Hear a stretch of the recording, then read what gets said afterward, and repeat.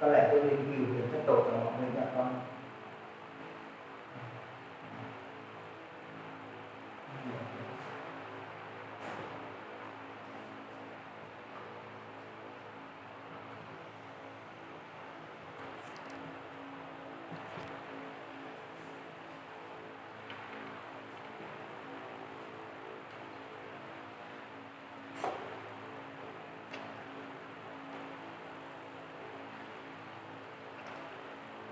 Nam mô A Di Đà Phật. Nam mô A Di Đà Phật. Nam mô A Di Đà Phật. Đệ tử Ngọc Thiện xin chào tất cả các đệ tử A Di Đà Phật. Đệ tử Ngọc Thiện xin tụng bộ kinh chú thuộc Lăng Nghiêm và một số bộ kinh chú và một số và thập chú 10 chú. Nay đệ tử xin tụng hơn chục bộ, cả kinh chú dài cả kinh chú ngắn nhé. Xin mọi người tập trung. Nếu mọi người có nghe video clip này thì mọi người niệm Phật trong tâm cùng với Ngọc Thiện nhé. Đây ạ, đây là cái bàn nhà nước nhé. Các bạn nhìn này, bàn tụng kinh này, có chuông nhé, có mõ nhé, quạt điện, đây là đèn này, đèn này đó, đèn này. Không có sách vở thì trước mặt hết cả. Mời các bạn sẽ thành tâm niệm Phật cùng với Ngọc Thiện nhé. Ngọc Thiện tụng kinh, các bạn niệm Phật hoan hỷ đi, các đức ngài hoan hỷ đi, thì các đức ngài sẽ rất hoan hỷ khi chúng ta cùng nhau tụng kinh niệm Phật để cho chúng sanh được lợi lạc, được siêu thoát. Mọi người phát tâm Bồ đề nhé. Nam mô A Di Đà Phật. Nay đệ tử Ngọc Thiện xin tụng bộ kinh chú thủ Lăng Nghiêm và thêm 10 bộ thập chú, 10 bộ chú ngắn, các bộ kinh chú. Chắc là tụng hơn chục bộ này.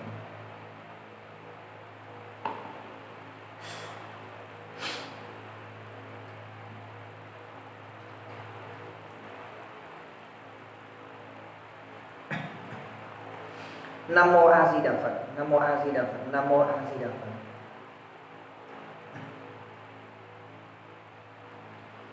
Đệ tử sẽ nhắm mắt lại, chắp tay lại để cho các bạn thấy không dở sách kinh mà cũng không nhìn sách. Đệ tử sẽ quyết tụng 30 bộ kinh chú ngắn dài, cả ngắn cả dài, kinh và ngắn chú, không dùng sách. Đệ tử thuộc lòng. Đệ tử Nguyễn Ngọc Thiện này, đệ tử Ngọc Thiện xin bắt đầu nha. Con xin ơn trời Phật, ơn các đức ngài gia trì cho con được khai sáng thông suốt để con tụng cho thông, không bị nhầm lẫn, không bị lẫn đoạn nọ đoạn kia. A Di Đà Phật.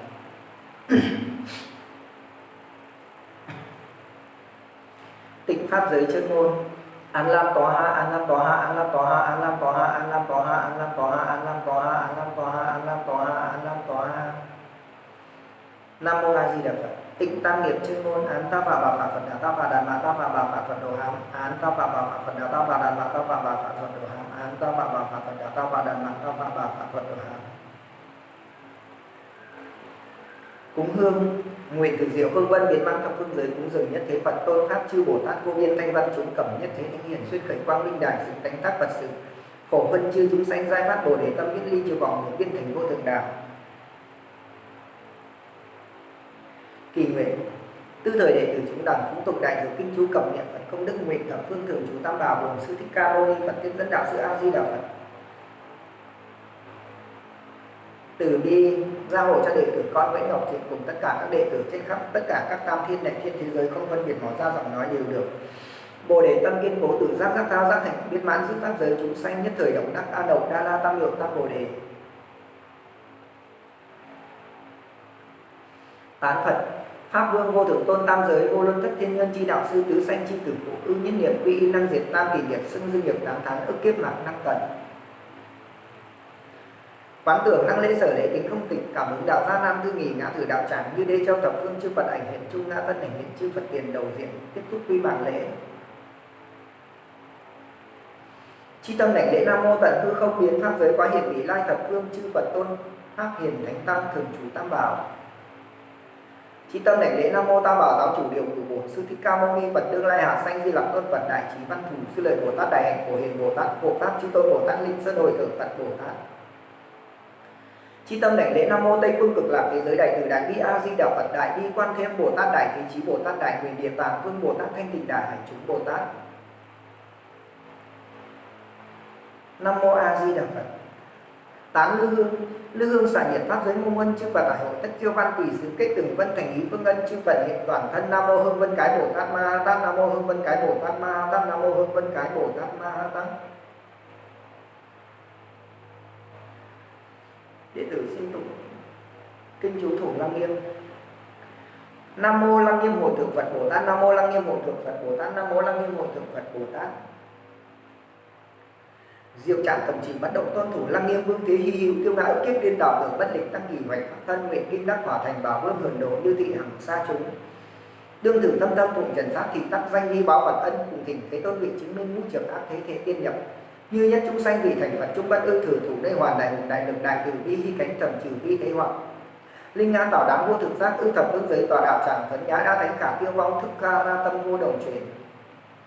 Nam mô thường trụ thập phương Phật. Nam mô thường trụ thập phương Pháp. Nam mô thường trụ thập phương Tăng. Nam mô thích ca mâu ni Phật. Nam mô Phật đảnh thủ Lăng Nghiêm. Nam mô Quan Thế Âm Bồ Tát. Nam mô Kim Cang Đản Bồ Tát. Nhĩ thời Thế Tôn tùng nhục kế trung dòng ba bảo quang con trung dòng dân thiên diệp bảo liên hư hoa như lai tòa bảo hoa trung đảnh phóng thập đạo bảo bảo quang minh nhất nhất quang minh giai biên thị hiện thập hằng hà sa kim cang bật tích tình dân chỉ sử kiến hư không giới đại chúng hương quan uy ái kiếp bảo khẩu Phật ai hữu nhất tâm thính vật vô kiến đảnh tướng phóng quang như lai tuyên thuyết tần chú.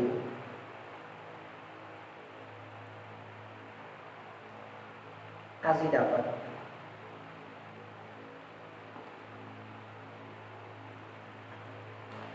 Đệ nhất Nam mô Tát Đa Tha Tô Giả Đa Gia A Gia Đế Tam Miệu Tam Bồ Đà Tỏa Tát Đa Tha Phật Đà Câu Chi Sắc Ni Sam. Nam mô Tát Đa Bồ Đà Bồ Địa Tát Đa Bệ Tệ. Nam mô Tát Đa Nầm Tam Miệu Tam Bồ Đà Câu Chi Nầm Ta Xá Gia Bà Ca Tăng Gia Già Nầm. Nam mô Lô Kê A La Hán Đa Nầm. Nam mô Tô Rô Ba Đa Đa Nầm. Nam mô Ta Yết Dị Bà Già Đa Nầm. Nam mô Lô Kê Tam Miệu Bà Già Ba Ra Đế Ba Đa Đa Nầm. Nam mô Đề Bà Ly Sân Đảo. Nam mô Tất Đạp Gia Tỷ Địa Gia Giả Gia Ly Sân Đảo Xá Ba Na Yết Ra Ta Ra Ma Tha Nầm. Nam mô Bạt Ra Mani. Nam mô Nhân Đạp Gia Gia. Nam mô Bà Giả Bà Đế Lô Đạp Gia Gia Ô Ba Bát Đế Ta Yết Giả Gia. Nam mô Bà Giả Bà Đế Na Ra Giả Na Gia Bản Giá Ma Ha Tam Mộ Đà Gia. Nam mô Tất Yết Dị Đa Gia. Nam mô Bà Giả Bà Đế Ma Ha Ca Gia Gia Địa Dị Bắc Lạc Na Giả Gia Tỷ Đà Gia Ba Na Ca Gia Gia A Địa Mục Đế Thi Ma Sa Na Đê Bà Tất Nê Ma Đa Sĩ Giả Nam. Nam mô Tất Yết Dị Đa Gia. Nam mô Bà Giả Bà Đế Đa Tha Giả Đa Câu Gia Gia. Nam mô Bát Đầu Ma Câu Gia Gia. Nam mô Bạc Xạ Gia Câu Gia Gia. Nam mô Mani Câu Gia Gia. Nam mô Giả Xạ Câu Gia Gia. Nam mô Bà Giả Bà Đế Đế Rị Trả Du Na Tây Nam Ma Ha Ta Nào Gia Xả Gia Đa Tam Giả Đa Gia A Gia Đế Tam Ngựa Tam Bồ Đà Gia. Nam mô Bà Giả Bà Đế Nam mô A Di Đà Bà Gia Đa Tha Giả Đa Gia A Gia Đế Tam Ngựa Tam Bồ Đà Gia. Nam mô Bà Giả Bà Đế A Sâu Bệ Gia Đa Tha Giả Đa Gia A Gia Đế Tam Ngựa Tam Bồ Đà Gia. Nam mô Bà Giả Bà Đế Bệ Sa Xả Gia Câu Lô Vệ Chủ Dị Gia Bát Ra Bà Gia Xả Gia Đa Tha Giả Đa Gia A Gia Đế Tam Ngựa Tam Bồ Đà Gia. Nam mô Bà Giả Bà Đế Tam Bổ Sư Kỳ Đa Tát Lân Đại Gia Lạc Xả Gia Đa Tha Giả Đa Gia A Gia Đế Tam Ngựa Tam Bồ Đà Gia. Nam mô Bà Giả Bà Đế Xá Cây Gia Mẫu Na Duệ Đa Tha Giả Đa Gia A Gia Đế Tam Ngựa Tam Bồ Đà Gia. Nam mô Bà Giả Bà Đế Lạc Đăng Na Kê Đô Ra Xả Gia Đa Tha Giả Đa Gia A Gia Đế Tam Ngựa Tam Bồ Đà Gia. Nam mô Bà Giả Bà Đế Đế Biểu Nam mô Tất Yết Dị Đa Gia Ê Đàm Bà Giả Bà Đa Tát Đa Tha Giả Đô Sang Đi Sam Tát Đắc Đa Ba Đắc Lam. Nam mô A Bà Ra Thị Đam Phất Tô Mô Dương Kỳ Gia Tát Bảo Bộ Đa Yết Gia Ni Yết Gia Yết Ca Ra Ni Bạc Gia Ni Địa Gia Sắc Đà Nẻ A Ca Ra Mật Dị Chủ Bát Dị Đa Gia Gia Lành Yết Dị Tát Ra Bà Bản Đà Nam Mục Sang Ni Tát Ra Bà Đồ Sắc Cha Được Thất Bạc Tát Ra Để Phạt Ra Ni Giả Đô Gia Thi Để Nắm Yết Gia Ta Nhã Xả Tỷ Đằng Băng Ta Na Yết Dị A Sắc Cha Băng Xá Đến Nầm Na Xoa Sát Đắc Gia Nhã Xả Ba Ra Tát Đà Na Yết Dị A Sắc Cha Nầm Ma Yết Gia Nhã Xả Tỷ Đằng Băng Ta Na Yết Dị Tát Bảo Xá Đô Lô Để Bảo Gia Nhã Xả Hô Lam Đột Tất Bảo Nam Xá Na Xá Đi Bí Sa Xá Tất Đắc Gia A Kít Ni Ô Đà Ca Gia Nhã Xả Ba Ra Tát Đà Na Câu Ra Maha Bắc Ra chứng chỉ Maha Điệp Đa Ma Đế Xả Maha Thuế Đa Xả Bà Ra Maha Bạc Ra Bản Đà Na Bảo Tất Nệ A Dị Ra Đa Ra tỷ dị công chi thể bà tỷ xả ra bà xả ra ma lê để tỷ xả lô đa bột tổng tổng ca bà xả ra hát tan na a giá ma ra chế bà ba ra chất đa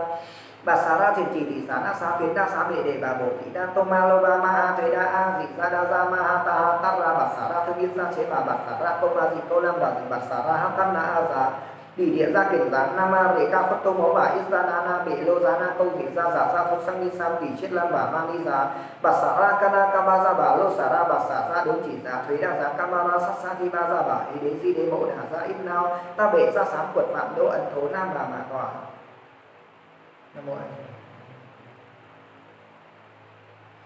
Đệ nhị ô hồng dị sát yết nao bắc lập xá tất đa tha giả đô sang đi sam hồng hồng đô lô ung chiêm bà na hồng hồng đô lô ung tất đam bà na hồng hồng đô lô ung ba gia sắc địa gia tam bắc sa na yết gia hồng hồng đô lô ung tát bà dược sa hắc ra sata yết gia nhã xả tỷ đẳng băng ta na yết gia hồng hồng đô lô ung giả đô gia thi để nấm yết ra ta tát ra nhã xả tỷ đẳng băng ta na yết gia hồng hồng đô lô ung gia sa bà giả phạm tát đa tha giả đô sang đi sam ba ra điểm giả tiết dị Maha ta ta ra bổ thọ ta ra thất dịch sa câu chi ta nê đế để a tệ để thị bà dị đa cha cha anh ca maha bạc xả lô đả ra đế thị bồ đà nam an trả ra ô hồng ta tất đế bạc bà đô mà ẩn thố nam mà còn.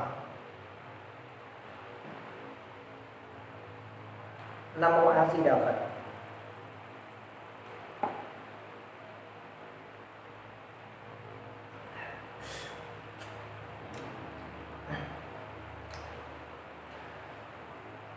Đệ tam ra xà bà giả chủ ra bà giả ác tùy ni đà giả ô đà ca bà giả đà ra xà bà giả chủ ra bà giả ác tùy ni đà giả ô đà ca bà giả tùy sa bà giả xà tát đa bà ra chất yết ra bà giả đồ sắc sa bà giả a sa nề bà giả akara mật dị chủ đà giả đà ra ni bộ di kiếm bà giả ba đà bà giả ô ra ca bà đa bà giả lạc xà đàn trà bà giả na giả bà giả tùy điệu đàn bà giả tô ba ra na bà giả sa yết ra sắc tư yết ra bế lệ đa yết ra kỳ xà giả yết ra bổ đa yết ra Kêu bản trả yết ra, bổ đơn na yết ra, ca cha bổ đơn na yết ra, tất kiển độ yết ra A bá tân ma ra yết ra, ô đàn ma đà yết ra, sa dạ yết ra, hê dị bà đế yết ra Xả đa ha dị nầm yết đa ha dị nầm lô địa ra ha dị nầm mang ta ha dị nầm mê đá ha dị nầm ma xá ha dị nầm Xả đa ha dị nữ thi tỷ đa ha dị nầm tỷ đa ha dị nầm bà đa ha dị nầm a du ra ha dị nữ chất đa ha dị nữ đế sam tát bệ sam tát bà yết ra nầm Tỷ đà giả xả sân đà giả di kê ra giả di bát dị bát ra giả ca hết dị đầm Tỷ đà giả xả sân đà giả di kê ra giả di trả diễn ni hết dị đầm Tỷ đà giả xả sân đà giả di kê ra giả di ma ha bát su bát đắc giả lô đà ra hết dị đầm Tỷ đà giả xả sân đà giả di kê ra giả di na ra giả nao hết dị đầm Tỷ đà giả xả sân đà giả di kê ra giả di đắc đà giả lô trả tay hết dị đầm Tỷ đà giả xả sân đà giả di kê ra giả di ma ca ra ma đắc dị giả nao hết dị đầm Tỷ đà giả xả sân đà giả di kê ra giả di ca ma ri ca hết dị đầm Tỷ đà giả xả sân đà giả di kê ra giả di xả giả yết ra ma nô yết ra đắc bảo ra ta đạp no hết dị đầm Tỷ đà giả xả sân đà giả di kê ra giả di giả đốt ra bà kỳ nể hết dị đầm Tỷ đà giả xả sân đà giả di kê ra giả di tỷ dị dương hết dị chin lan đà kê sa ra giả na bắc đế sách hay giả hết dị đầm Tỷ đà giả xả sân đà giả di kê ra giả di na ít na sa ra bà nao hết dị đầm Tỷ đà giả xả sân đà giả di kê ra giả di a la hán hết dị đầm Tỷ đà giả xả sân đà giả di kê ra giả di tỷ đa ra giả hết dị đầm Tỷ đà giả xả sân đà giả di kê ra giả di bát xả ra ma nể câu hay giả ca địa bắc đế hết dị đầm Tỷ đà giả xả sân đà giả di kê ra giả di ra hoa quảng bà giả phạm ấn thố nam mà quảng.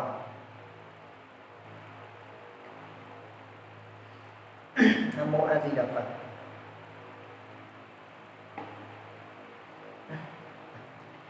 Đệ tứ bà giả phạm tát đắc đa bát đắc ra nam mô tí đô đế an tất đan na ra lạc ca ba ra bà tất cổ cha tỷ ca tát đắc ra bát đế dị thập phật ra đà ra tần đà ra sân đà hồ hồng phấn cha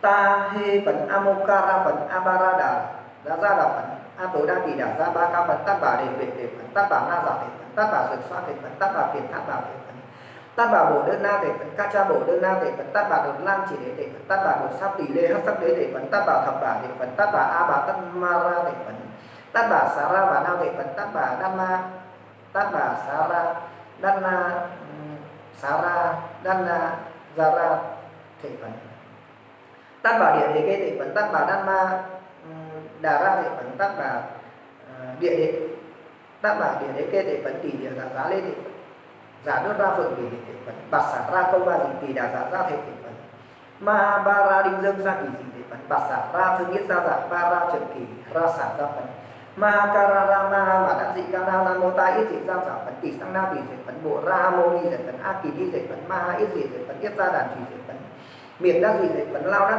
Dị Phấn Giá Ban Trào Dị Phấn Yết Ra Ha Đắc Dị Phấn Ca Đắc Dị Phấn A Nỉ Mục Chất Đa Ca Thi Ma Xá Na Bà Tư Nể Dị Phấn Diễn Kiết Chất Đắc Tỏa Bà Tỏa Mà Ấn Thố Na Mà Tỏa.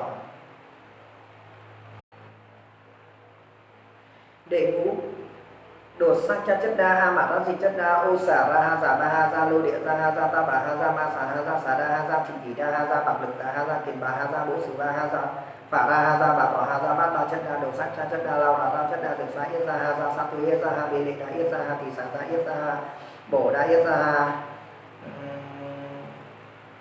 ca cha bổ đơn ha yết ra ha tất kiền độ yết ra ha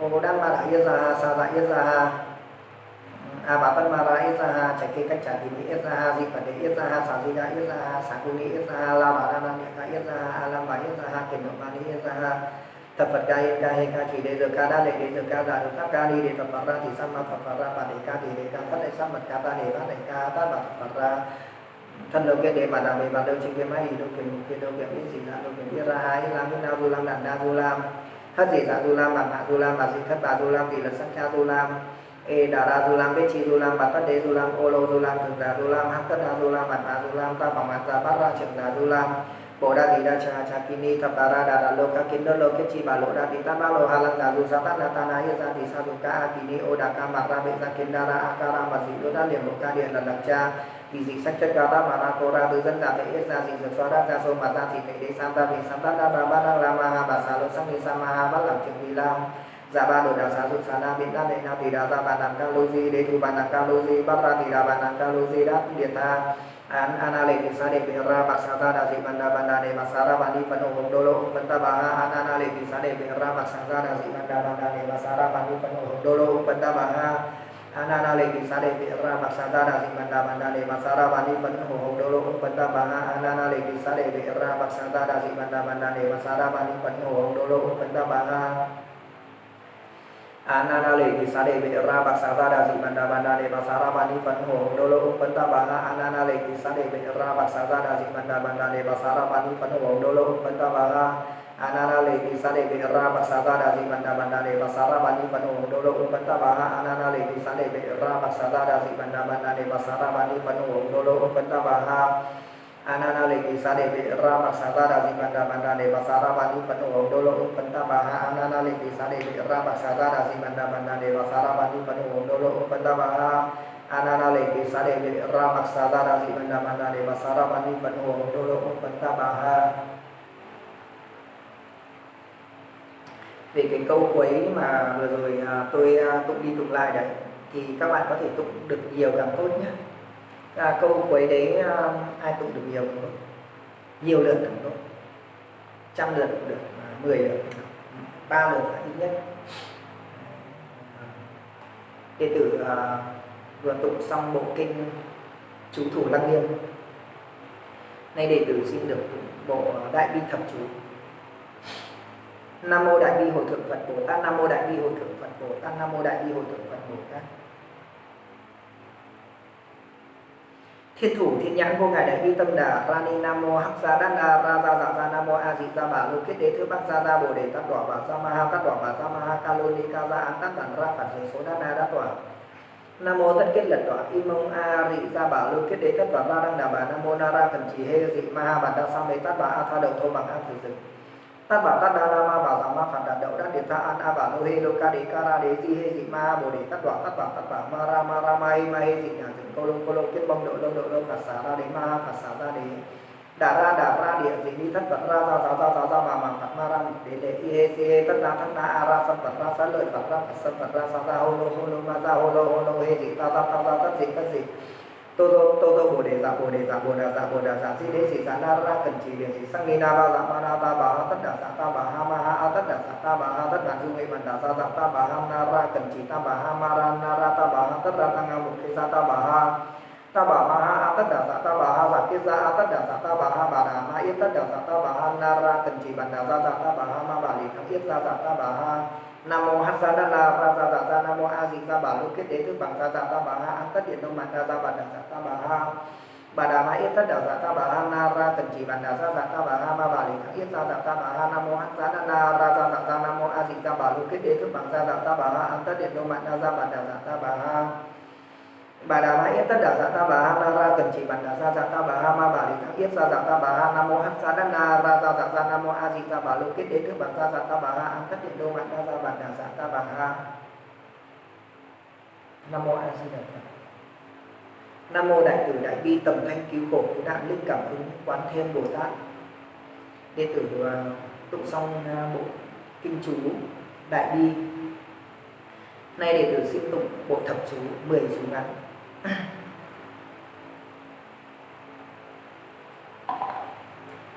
A Di Đà Phật. Như ý bảo Luân Vương Đà Ra Ni.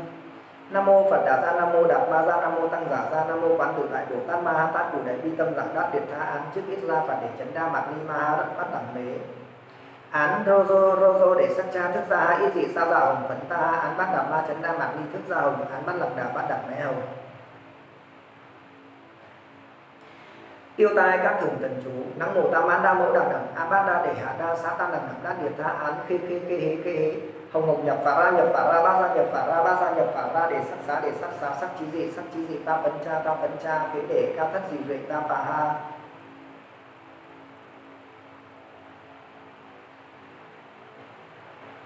Công đức Bảo Sơn thần chú Nam mô Phật Đà Ra Nam mô Đạt Ma Ra Nam mô Tăng Giả Ra Án Tất Đế Hộ Dô Tất Tô Rô Chỉ Dị Ba Kiết Dị Bà Tất Đà Dị Bố Dô Dị Ta Phạ Ha. Phật mẫu chuẩn đề tần chú khể thủ pi tô tất đế đầu diện đảnh lễ thất câu chi ngã kim sư tán đại chuẩn đề duy nguyên từ bi thủy giàu. Nam mô Tát Đa Đầm Tam Diệu Tam Bồ Đà câu chi đầm đát việt tha án chế lệ chủ lệ chuẩn đề ta bà ha. Nam mô Tát Đa Đầm Tam Diệu Tam Bồ Đà câu chi đầm đát việt tha án chế lệ chủ lệ chuẩn đề ta bà ha. Nam mô Tát Đa Đầm Tam Diệu Tam Bồ Đà câu chi đầm đát việt tha án chế lệ chủ lệ chuẩn đề ta bà ha.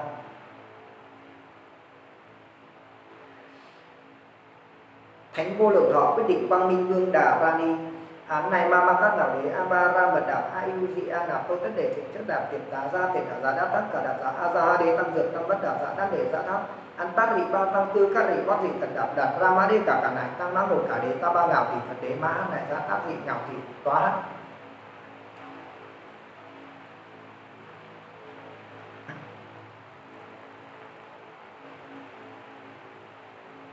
Dược sư Quán Đảnh Chân Ngôn. Nam mô Bà Già Phật Đế Bệ Sát Xả Rồ Rô Thích Lưu Ly Bát Lạc Bá Hát Ra Xả Giá Yết Ra A Ra Đế Tam Hiệu Tam Một Đà Ra Đát Điệt Tha án bệ sát xả tam một thiết đế toa ha. Án bệ sát xả tam một thiết đế toa ha. Án bệ sát xả tam một thiết đế toa ha.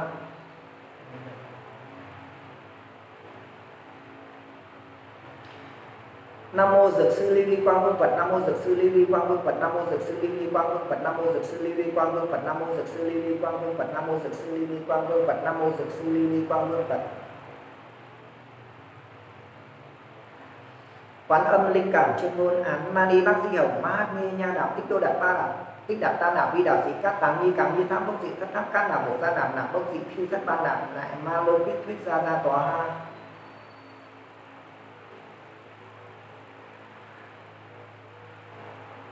Thất Phật diệt tội chân ngôn. Ly bà đế cầu ha đế đà ra ni đế ni ha giả đế tỷ ni đế đế ma ha giả đế chân lăng cảng đế ta bà ha. Ly bà đế cầu ha đế đà ra ni đế ni ha giả đế tỷ ni đế đế ma ha giả đế chân lăng cảng đế ta bà ha. Ly bà đế cầu ha đế đà ra ni đế ni ha giả đế tỷ ni đế đế ma ha giả đế chân lăng cảng đế ta bà ha. Vãng sanh tịnh độ thần chú.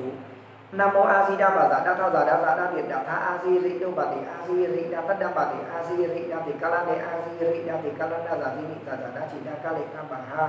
Nam mô A Di Đà Bà Dạ Đa Tha Dạ Đa Điện Đạo Tha A Di Ri Đô Bà Tỳ A Di Ri Đa Tất Đa Bà Tỳ A Di Ri Đa Tỳ Ca Lan Đế A Di Ri Đa Tỳ Ca Lan Đa Dạ Di Nị Dạ Dạ Đa Chỉ Đa Ca Lệ Tham Bà Ha. Nam mô A Di Đà Bà Dạ Đa Tha Dạ Đa Điện Đạo Tha A Di Ri Đô Bà Tỳ A Di Ri Đa Tất Đa Bà Tỳ A Di Ri Đa Tỳ Ca Lan Đế A Di Ri Đa Tỳ Ca Lan Đa Dạ Di Nị Dạ Dạ Đa Chỉ Đa Ca Lệ Tham Bà Ha. Nam mô A Di Đà Phật. Bình thường cái câu chú này các bạn sẽ tụng 10 lần hoặc 9 lần, nhưng mà hôm nay tôi tụng nhiều nên tôi tụng 3 lần. A Di Đà Phật. Thiện nữ thiên chú. Nam mô Phật Đà, Nam mô Đạt Mã, Nam mô Tăng Già, Nam mô Thất Vị Ma Ha Đề Tỷ Đa Đa Đề Gia Tha Ba Lị Phú Đầu Na Gia Lị Tam Bản Đà Nạp Xá Ni Ma Ha Kỳ Ha Gia Già Đề Tam Bản Đà Tỷ Ni Già Đề Ma Ha Ca Dị Giá Ba Đề Ba Ra Ba Thể Tát Dị Phật Lập Tha Tam Bản Đà Tu Bang Lê Đế Phú Đệ Na A Ri Đa Đạt Bà Đế Ma Ha Tỷ Cổ Tát Đế Ma Ha Di Lặc Đế Lộc Phá Tăng Kỳ Đế Hê Đế Tỷ Tăng Kỳ Hê Đế Tam Bản Đà A Tha An Độc Đà Prani. Vừa rồi là đệ tử tụng xong bộ thập chú 10 chú ngắn. Đây đệ tử xin được rót một cốc nước, khô họng quá rồi. A Di Đà Phật.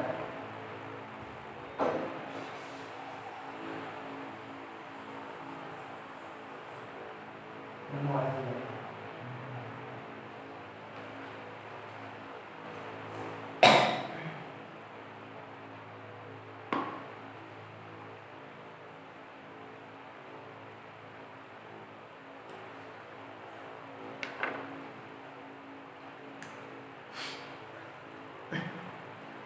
Đệ tử xin được tụng kinh Bát Nhã.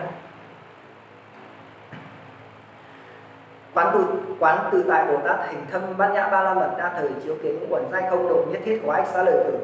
Sắc bất dị không, không bất dị sắc, sắc tức thị không, không tức thị sắc, thọ tưởng hành thức diệt phục như thị xá lợi tử thì chư pháp không tướng bất sanh bất diệt, bất có bất tịnh, bất tăng bất giảm thì cổ không chung vô sắc vô thọ tưởng.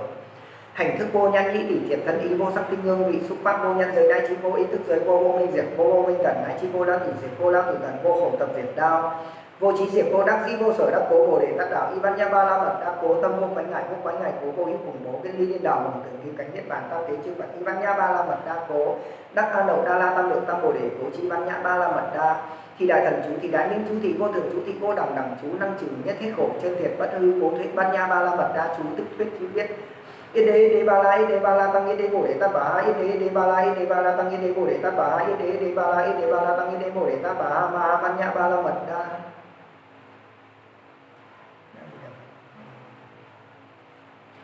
Đệ tử xin tụng bộ 8 Phật. Thượng lai hiện tiền thanh tịnh chúng phúng tục lăng nghiêm chư phẩm chú hồi hướng tam bảo chúng long thiên thủ hộ giả lam chư thánh chúng tam đồ bát đàn cung ly khổ ươn tam hữu tận chư ân quốc giới an ninh binh cách tiêu phong điều có thuận dân an lạc đại chúng vân tu y thắng tấn tập địa đốn siêu vô năng sự tam môn thanh tịnh tuyệt quy ngu đàn kính quy y tăng bất huệ sát trần tâm niệm khả sổ chi đại hải trung thủy khả tận hư không khả lượng phong khả kế vô năng thuyết tận phật công đức thiên tượng thiên hạ vô chư vật thập phương thế giới dệt vô tỷ thế gian sở hữu ngã tận kiến nhất thiết chư hữu như Phật giả. Nam mô Ta Bảo thế giới tam giới đạo sư tứ sanh tử phụ nhân thiên giáo chủ thiên bá ức hóa thân bổn sư thích ca mâu ni Phật. Nam mô bổn sư thích ca mâu ni Phật. Nam mô bổn sư thích ca mâu ni Phật. Nam mô bổn sư thích ca mâu ni Phật. Nam mô bổn sư thích ca mâu ni Phật. Nam mô bổn sư thích ca mâu ni Phật. Nam mô bổn sư thích ca mâu ni Phật. Nam mô bổn sư thích ca mâu ni Phật. Nam mô bổn sư thích ca mâu ni Phật. Nam mô bổn sư thích ca mâu ni Phật. Nam mô bổn sư thích ca mâu ni Phật. Nam mô Đại Trí Văn Thù Sư Lợi Bồ Tát. Nam mô Đại Trí Văn Thù Sư Lợi Bồ Tát. Nam mô Đại Trí Văn Thù Sư Lợi Bồ Tát. Nam mô Đại Trí Văn Thù Sư Lợi Bồ Tát. Nam mô Đại Trí Văn Thù Sư Lợi Bồ Tát. Nam mô Đại Hạnh Phổ Hiền Bồ Tát. Nam mô Đại Hạnh Phổ Hiền Bồ Tát. Nam mô Đại Hạnh Phổ Hiền Bồ Tát. Nam mô Đại Hạnh Phổ Hiền Bồ Tát. Nam mô Đại Hạnh Phổ Hiền Bồ Tát. Nam mô Hộ Pháp Chư Tôn Bồ Tát. Nam mô Hộ Pháp Chư Tôn Bồ Tát. Nam mô Hộ Pháp Chư Tôn Bồ Tát. Nam mô Hộ Pháp Chư Tôn Bồ Tát. Nam mô Hộ Pháp Chư Tôn Bồ Tát. Nam mô Đạo Tràng Hội Thượng Phật Bồ Tát. Nam mô Đạo Tràng Hội Thượng Phật Bồ Tát. Nam mô Đạo Tràng Hội Thượng Phật Bồ Tát. Nam mô A Di Đà Phật.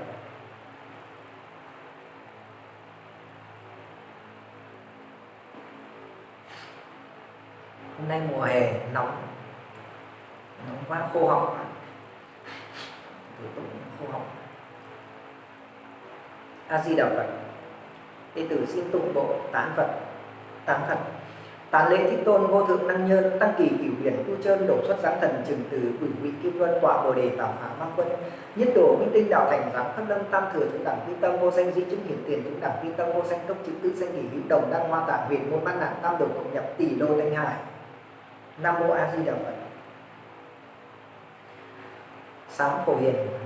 Đệ tử chúng đẳng tùy thuận tu thập Phổ Hiền Bồ Tát thập chủng đại nguyện nhất giả lễ kính chư Phật nhị giả xưng tam Như Lai tam giả quảng tu cúng dường tứ giả sám hối nghiệp chấn ngũ giả quỳ hỷ công đức lục giả thỉnh chuyển pháp luân thất giả thỉnh Phật chủ thế bát giả trường tử và đạo cửu giả hàng vận chúng sanh thập giả khổ gia hồi hướng. Hồi hướng. Phụng kinh công đức thủ thắng hạnh vô biên thắng phước giai hồi hướng phổ nguyện pháp giới chư chúng sanh tốc vãng vô lượng quang Phật sát nguyện tiêu tam chứng chỉ phiền não nguyện đăng trí huệ chân minh liễu phổ nguyện tổ chứng tất tiêu trừ thế thế thường hành Bồ Tát đạo nguyện sanh tây phương đỉnh độ chung cửu phẩm liên hoa vi phủ máu hoa khai kiện Phật hộ vô sanh bất thối Bồ Tát vi bản lữ nguyện thí thử công đức phổ cập ư nhân thiết ngã đẳng chư chúng sanh giai cộng thành Phật đạo.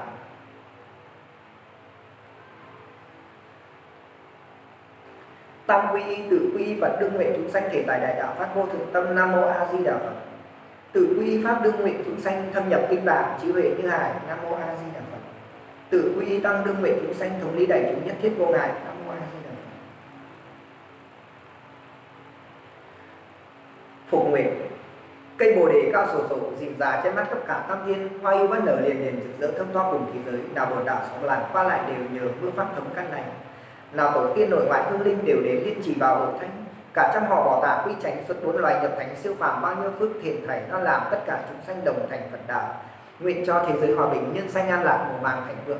Nam mô Bổn Sư Thích Ca Mâu Ni Phật. Nam mô Bổn Sư Thích Ca Mâu Ni Phật. Nam mô Bổn Sư Thích Ca Mâu Ni Phật. Đó là phần phục nguyện và phổ nguyện. A Di Đà Phật. Như từ tụng xong bộ kinh chú thủ Lăng Nghiêm và các đại bi và thập chú và các bộ kinh chú hơn chục bộ. Hiện nay tử xin được nghỉ khóa lễ tại đây. Đệ tử sẽ xả thiền đến bây giờ là đệ tử phải xả thiền. Chúng ta tụng kinh niệm Phật xong hoặc ngồi thiền kinh công xong phải xả thiền, xả từ đầu đến chân. Sau đó là lễ tạ ba lễ lễ tạ ba lễ. Chúng ta dính tay vào mắt để cho nó được sáng mắt tinh mắt.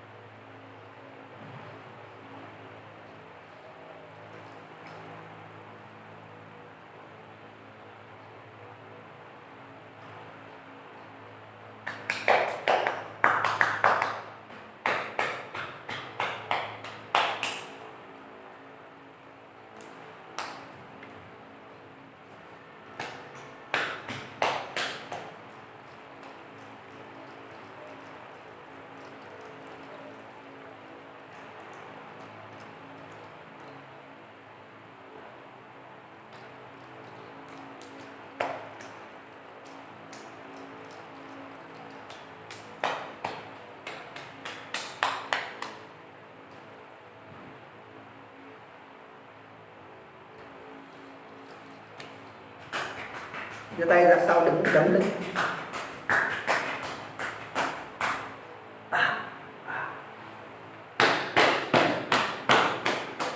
Bóp chân. Bóp hồi quỷ trung quỷ dương. Xả hết chân.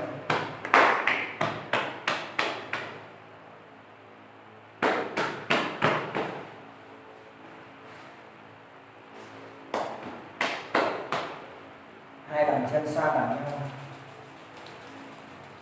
nâng lên,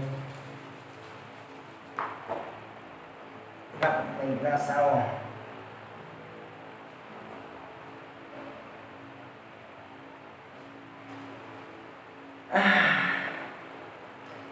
rồi thì đứng lên để làm lễ để xin.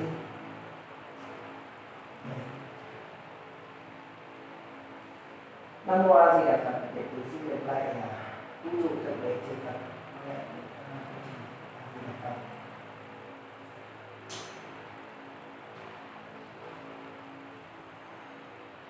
Nam mô A Di Đà Phật.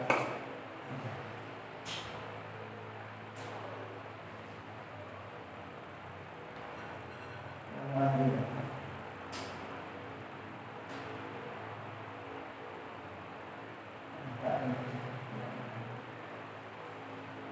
Con cảm hương linh kỳ về tất cầu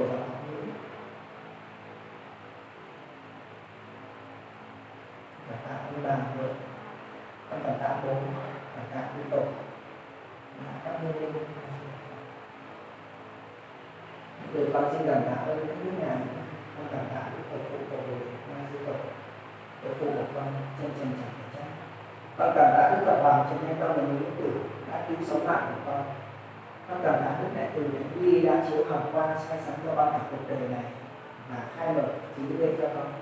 Con cảm tạ đức Di Lặc Như Lai, đức ngài đã khai mở cho con một trí tuệ. Con cảm tạ đức A Di Đà Chi Vị A Di Đà Phật xin nghỉ.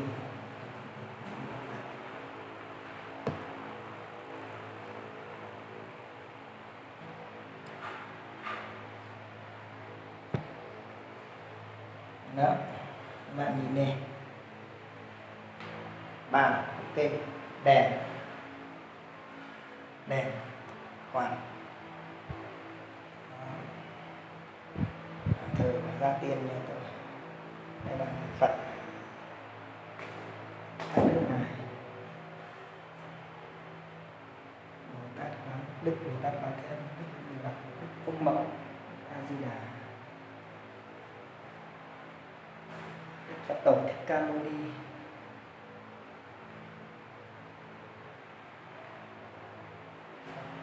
Tổ phụ, Tổ Bồ Đề Đạt Ma Sư Tổ, chân trần và chẳng phải là chân đất, là tổ phụ của đệ tử Hoàn Thiện. A Di Đà Phật. Nam mô A Di Đà Phật. Con xin sám hối với các đức ngài là con đã quay hình ảnh của các đức ngài. Con xin sám hối bên trên. Nam mô A Di Đà Phật. Xin chào các bạn. Hẹn gặp lại các bạn vào bộ về video tâm linh khác nhé. Sẽ có video tâm linh khác để nói chuyện với các bạn sau. Và sau video này thì tôi lại đến với chương trình dạy võ thuật, dạy võ đóng phim, biểu diễn và võ tự vệ chiến đấu cho các bạn trẻ. Ai muốn học cũng được. A Di Đà Phật. Xin chào.